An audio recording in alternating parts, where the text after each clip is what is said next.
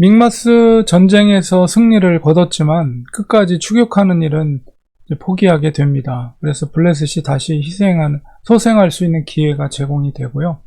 이제 그 14장에서 그 후반부의 내용은 사울의 업적과 또 그의 집안에 대해서 이렇게 정리를 하면서 14장이 마무리가 됩니다. 그리고 이제 15장으로 넘어가서 이제 아말렉 전쟁에서 또 사울이 범죄하는 모습이 나타나게 되는데요.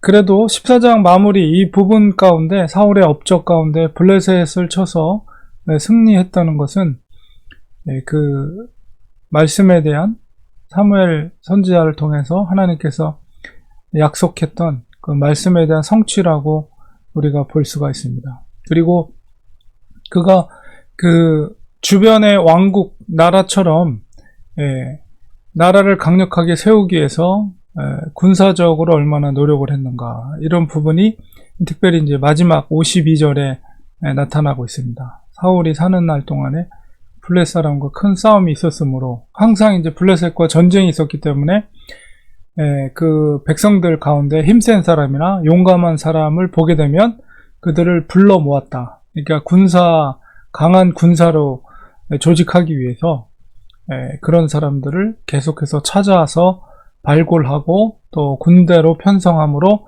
이제 블레셋과의 전투에서 좀 강한 군사력을 세워가려고 노력했다는 것을 우리가 보게 됩니다. 그래서 이 부분 속에서 사울의 업적과 이런 그의 집안의 이런 내용 속에서 아직까지 겉으로 보기에는 버림받은 왕으로 비춰지지는 않습니다. 그렇지만 그가 이렇게 강력한 나라를 만들기 위해서 노력은 하고 있지만은 이스라엘의 왕은 다른 열방의 왕들과는 다르죠. 왜냐하면 더 중요한 직무가 있습니다. 그건 뭐냐면 모세를 통해서 이스라엘 백성들에게 말했던 제사장의 나라가 되는 것입니다. 그러니까 이미 율법을 줄 때부터 하나님께서는 이스라엘이 열방의 제사장 나라가 될 것을 이야기했거든요. 제사장 나라가 된다는 것은 어저께 제가 주일 설교에서도 말씀드린 것처럼 그리스도인이 제사장의 역할, 왕같은 제사장의 역할을 한다는 것은 제사장이 거룩하고 성결하다 할지라도 백성들의 죄를 대속해서 하나님과 화합을 이루게 하는 제사를 하는 역할을 하는 것처럼 이스라엘이라는 나라는 바로 그렇게 열방의 죄를 대속할 수 있는 제사장 국가가 되어야 된다. 그렇게 본다면 이 제사장 나라는 거룩함을 유지해야 되고 하나님 앞에서 성결함을 유지해야 되고 하나님 말씀에 절대적으로 순종하고 그 뜻대로 행하고 제사를 또 지내야 되는 것이 제사장 나라로서의 역할이죠. 그러니까 군사를 모집해서 나라를 주변 왕국처럼 강력하게 세우는 것보다도 더 중요한 이스라엘의 목적은 바로 거룩함을 지키고 또 하나님의 율법과 계명을 준수하고 그것이 왕뿐만 아니라 모든 백성들이 하나님의 율법에 순종할 수 있도록 하나님께서 뽑은 왕이 그 역할들을 감당해야 되는 거예요. 그런 노력들을 해야만이 이스라엘 하나님께서 제사장 나라로 세운 목적을 이루어가는 것이죠. 그런데 이 47절에서 52절 어느 부분에서도 그 제사장으로서의 나라로서 백성들에게 율법을 순종하도록 하려는 노력은 한 군데도 찾아볼 수 없다는 거예요. 그 외적으로는 나라를 강하게 하려는 그런 노력은 보이지만은 그러나 더 중요한 바로 나라를 하나님의 제사장의 나라로 백성들이 하나님의 계명과 율법을 지키도록 노력하는 리더로서의 역할을 하지 않고 있다는 것입니다. 그러니까 우리 여호수아를 비교해보면 여호수아가 본인이 그렇게 살았을 뿐만 아니라 백성들 앞에서도 그것을 결단을 촉구하잖아요. 하나님의 말씀을 좌우로 치우치지 않고 그 말씀에 기록한 대로 순종하여 살아라, 결단하라, 이렇게 촉구를 하죠. 백성들한테. 그런 리더로서 또 제사장 나라의 역할을 할 수 있도록 그것을 간구하고 백성들이 그것을 할 수 있도록 리더십을 발휘하고 있었음에도 불구하고 사울은 전혀 그런 모습이 보이지 않는다는 것입니다. 그러니까 겉으로 나라를 강하게 하는 노력은 결과적으로는 하나님을 의지하는 것이 아니라 군사력을 의지해서 백성들로부터 주변 국가들을 통치하는, 그래서 백성들로부터 충성을 받고자 하는 사울왕의 불신앙적인 마음이 숨겨져 있는 것이라 이렇게 볼 수가 있습니다. 그래서 이 내용 속에서는 사울의 업적에 대해서 기록하고 있지만은 결과적으로 이제 15장으로 넘어가면서 결국 다시 한번 사무엘에게 악을 나타내는, 아말렉과의 전쟁에서 다 진멸하라고 했는데도 진멸하지 않고 좋은 것들을 취하고 아가왕을 죽이지 않고 그것을 포로로 잡아오고 뭐 이런 일들을 또 사울이 행해요.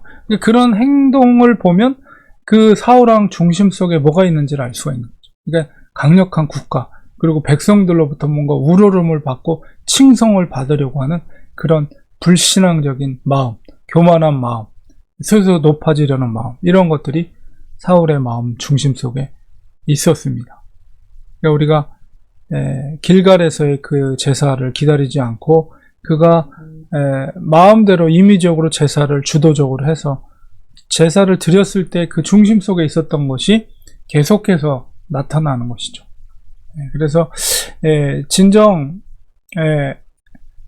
이 요나단과의 전쟁 속에서도 요나단이 고백했던 것처럼 나라가 부강하게지고 강하게 되는 것은 군사력을 보는 것이 아니다. 바로 하나님을 경외하고 전쟁은 하나님께 속한 것을 믿고 하나님 앞에 제사장 국가가 될 수 있도록 백성들이 하나님의 율법을 순종할 수 있도록 거기에 더 마음을 쏟는 것이 나라를 지키는 거다. 나라는 왕이 지키는 것이 아니라 바로 하나님께서 지켜주신다는 사실을 믿고 백성들에게 그것을 알게 하는 것이 다른 나라가 아니라 바로 이스라엘 나라의 왕의 역할, 가장 중요한 왕의 역할이라는 것을 우리가 기억해야 됩니다. 그리고 그것이 바로 이 시대를 살고 있는 우리들에게도 역시 마찬가지. 세상적인 방법으로 우리가 잘 살기를 원하고 뭔가 그렇게 노력하고 있지만은 형통의 길은 여호수아에게 하나님께서 말씀하신 그것이 우리에게도 동일하게 적용이 되는 것입니다.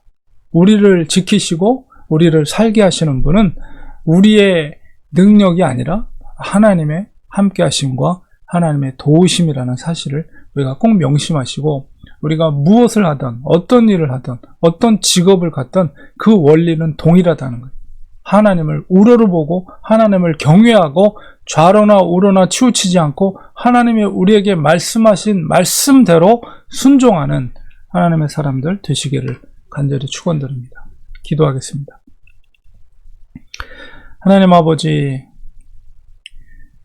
나라를 지키는 일은 왕이 해야 될 일이지만 강한 사람들을, 강한 군인들을 모집해서 군대를 강하게 한다고 해서 나라를 지키는 것이 아닙니다. 특별히 제사장 나라로서의 이스라엘의 역할은 하나님께 말씀으로, 성결함으로 철저히 계시하신 말씀, 약속의 말씀을 의지해서 그 말씀을 백성들이 준행할 수 있도록 촉구하고 인도하고 리드해가는 것이 이스라엘 왕의 역할입니다. 사울이 그렇게 하지 않고 자기의 욕심과 자기 중심 가운데 자기가 백성들로부터 우러름을 받고자 하는 그런 불신앙적인 모습으로 이스라엘을 잘못 인도하고 있는 사울왕의 모습을 보게 됩니다. 이런 원리는, 우리의 삶의 원리는 여전히 이 시대 가운데도 우리에게도 적용됩니다. 하나님 말씀에 준행하게 하소서. 우리가 세상 가운데 어떻게 먹고 살까? 아니면 어떻게 하면 내가 더 나타나고 드러날 수 있을까? 이런 생각이 아니라 철저하게 우리의 삶의 중심이 하나님께 있음을 인정하고 주님의 말씀을 준행하는 믿음의 사람들 되게 하여 주시옵소서. 예수님의 이름으로 기도합니다.